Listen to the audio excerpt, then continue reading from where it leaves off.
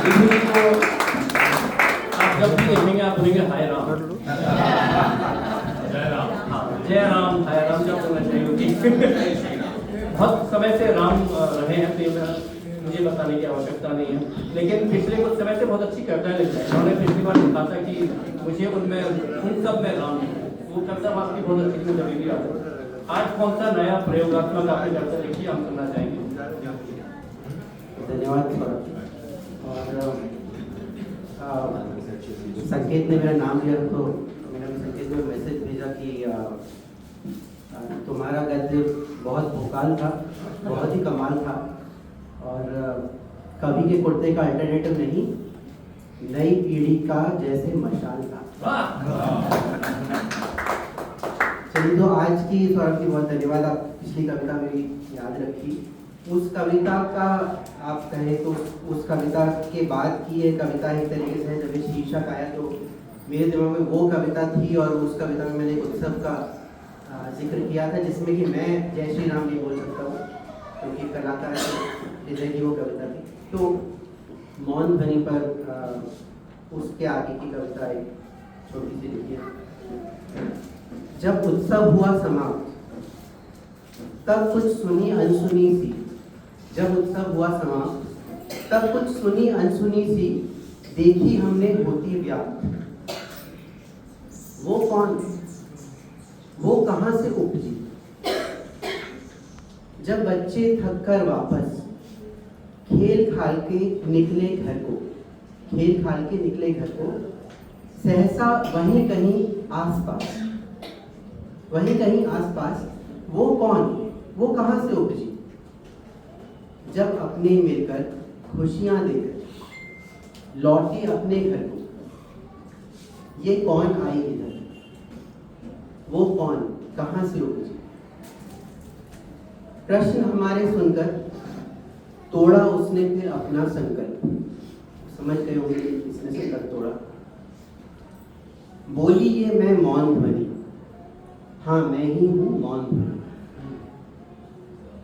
अब मैंने पूछा कहाँ से उपजी, तो उसने जवाब दिया, वही स्वरों की मंडी जिसमें, वही स्वरों की मंडी जिसमें शब्द बिके मिट्टी के मोल।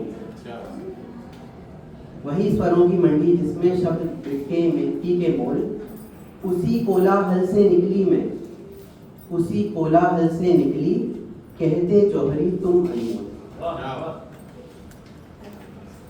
पर तुमने ना समझा मुझको, देखा बस मेरा एक स्वरूप। मुझ में छुपे हुए हैं जाने, मुझ में छुपे हुए हैं जाने कितने ही स्वर दशा अनूप। ना कहकर भी कह जाती सब। तो यहाँ पे इतने सारे कवियों ने इतने सारे रूप स्वरूप मौन ध्वनि के दर्शित कर ही दिया, तो ये पार्ट में बहुत ही छोटा सा लूंगा। ना कहकर भी कह जाती सब, कभी किसी की आस, कभी किसी पर नाज, कभी टूटा विश्वास, कभी खुशी की श्वास। ये सब मौन ध्वनि कह सकते। लेकिन इन सब पर तो कविवर लिखते कहते बहुत से लेख, लेकिन इस सब पर तो कविवर लिखते कहते बहुत से लेख। तो और कहूँ मैं आज पृथक क्या, पृथक मतलब डिफरेंट, तो आज कहूँ मैं और पृथक क्या, बस यही है कहना शेष। जब जाऊंगी तब फिर से, जब जाऊंगी तब फिर से, मुझे किलकारी भर के लोल, मुझे किलकारी भर के लोल। फिर से लो उत्सव आन खड़ा, लाइटें लगी गई हैं और बजे बातों के फिर ये ढोल। पर ये सोचो जो मैं ना हूँ, जीवन में होता बस कोहराम। मौन ध्वनि देती तुमको वो आवश्यक अल्प विराम।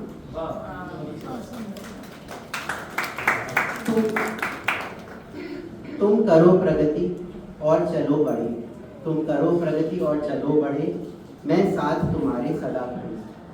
बहुत जरूरी होती है कई बार, मैं साथ तुम्हारे सदा खड़ी।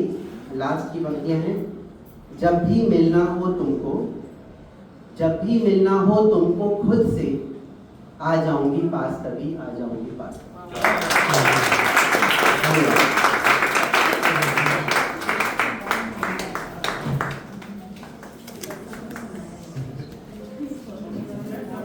धन्यवाद। धन्यवाद विभू जी।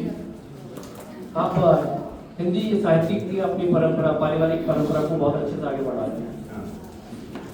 आशा करते हैं कि आप आपके आने वाली पीढ़ियां भी ऐसे आगे बढ़ाती रहेंगी और जल्दी ही इस वाले स्टेज पर नजर आएंगे। ठीक है, अब हमारे